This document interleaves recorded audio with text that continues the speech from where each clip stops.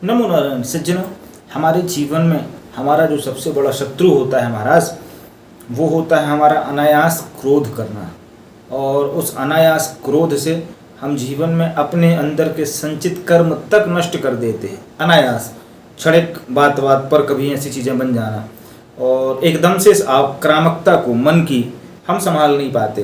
तो हम कैसे अभ्यासरत होकर के, कैसे किसी चीज़ के माध्यम से हम इस पर संभवतः कुछ हद तक लगाम लगा सकते हैं। पूर्णतः मैं तो नहीं कह सकता कि लगा पाएंगे कभी, पर कुछ हद तक तो हम कंट्रोल कर सकते हैं।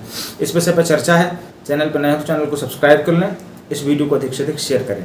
आइए इस विषय में प्रयास करते हैं। सज्जनों, क्रोध आने का जो मूल कारण होता है वो होता है हमारे मन का ना होना। जब हमारे मन का कोई कार्य नहीं होता तो मन हमारा आक्रामकता की ओर बढ़ जाता है, और उस तत्क्षण एक सेकंड में तत्क्षण हमको क्रोध की भावना हमारे ऊपर हावी हो जाती है, और उस क्रोध से फिर जो हम करते हैं उससे हमारी परिस्थिति निर्मित होती है। अब क्रोध में सबसे पहले तो देखें कि सबसे पहले एकदम ललामी आएगी चेहरे में, जो तेज का प्रतीक होता है। माने हमारे अंदर जो संचित कर्म था उससे जो हमने तेज कमाया महाराज, वो चला गया। ठीक।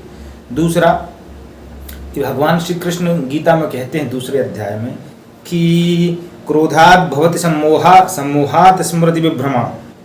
दूसरे अध्याय का 62-63वां श्लोक है ये, मेरे सामने गीता खुली हुई, ठीक है ना। क्रोधात् भवति सम्मोहा सम्मोहात् स्मृति विभ्रमा स्मृति भ्रंशाद बुद्धिनाशो बुद्धिनाशात् प्रणश्यति। क्रोधात् भवति सम्मोहा, क्रोध भाव से मूढ़ता, एक प्रकार की जड़ता हमारे अंदर उत्पन्न होती है क्रोध से। क्रोधात् भवति सम्मोहा सम्मोहात् स्मृति विभ्रमा, और मूढ़ता से, जड़ता से हमारी स्मृति का भ्रम हो जाता है। माने बुद्धि, याददाश्त वो धीरे धीरे कम हो जाती है, और स्मृति भ्रंशाद बुद्धिनाशो, जिससे हमारी बुद्धि का पतन होता है।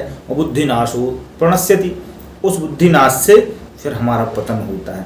माने एक इंद्रिय के हावी करने से हमारे कितने दिन के संचित कर्म, कितनी चीज़ों की नीति नियंत्रण, हम सब आपा हमारा खो जाता है महाराज।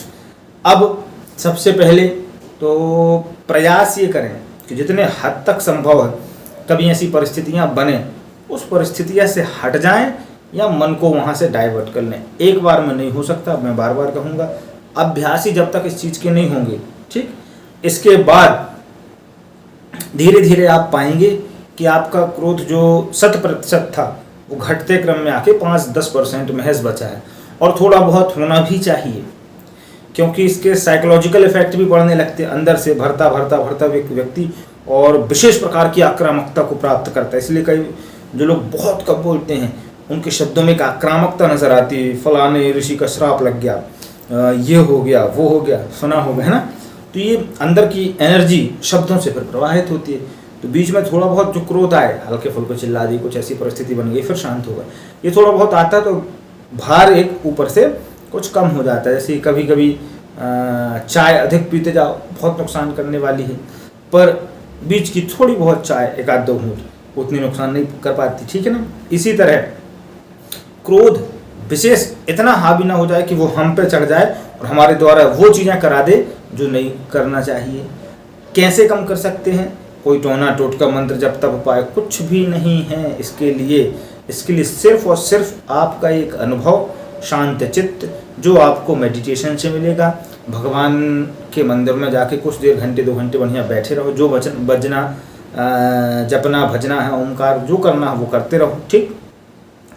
मन को सिर्फ उस स्थान से हटाना ही पड़ेगा, तब जाकर के आप पाएंगे कि आपको एक अद्भुत शांति का धीरे धीरे अंतर्दम में आनंद प्राप्त होने लगा। शुरू में संभव नहीं, कभी कभी और क्रोध आता है, इसलिए जिस दिन उपवास से रहो, व्रत रहो, तो अब ये चीज़ें कर नहीं पाते हम, ठीक। इसके बाद परिणाम ये होता है कि जिस दिन उपवास से वही दिन लड़ाई, अधिकांश यही चलता है लोगों में, ठीक है ना। इसलिए इन चीज़ों से ऐसे हम संभव बच सकते हैं, जितना ज़्यादा भगवान का ध्यान पूजन कर सकते हैं। और मैं ये कहता हूँ ध्यान पूजन ठीक है, जो यहाँ चल रहा जुड़ने के फॉर्मेट है, हमारे जुड़ने में कहीं न्यूनता आ रही है, कमी हमारे जुड़ने में आ रही, तब तो ये चीज़ें हमारे ऊपर हावी हो जाती हैं। यदि हम जुड़ गए ना वैसी कनेक्टिविटी से, फिर ये चीज़ें हावी नहीं हो सकती, ठीक है ना। इतनी बात रहा करती है। चैनल पर आए तो सब्सक्राइब कर लें, वीडियो को शेयर करें। नमो नारायण।